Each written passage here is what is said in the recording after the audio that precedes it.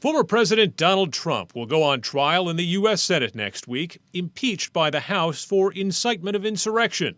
The January 6th attack on the U.S. Capitol by a pro-Trump mob resulted in death and desecration as rioters tried to stop the counting of electoral votes.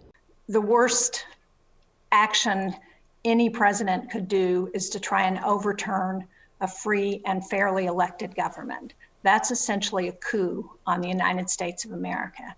The substance of this trial is unique because it involves a direct assault on the legislative branch of government now sitting in judgment of the former president. Because this happened to the Congress and to the Senate, does this trial need to be 2 or 3 weeks? Because everybody saw what they saw.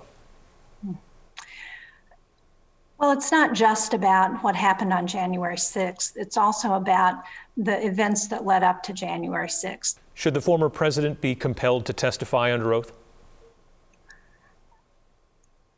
You know, that's his attorneys and the House impeachment managers will make that determination. What we heard this week is that the president is not going to testify under oath.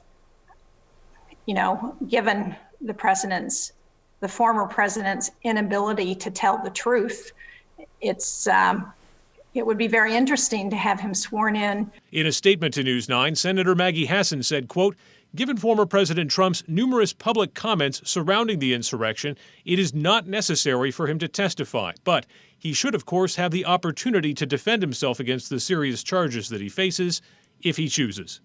Adam Sexton, WMUR, News 9.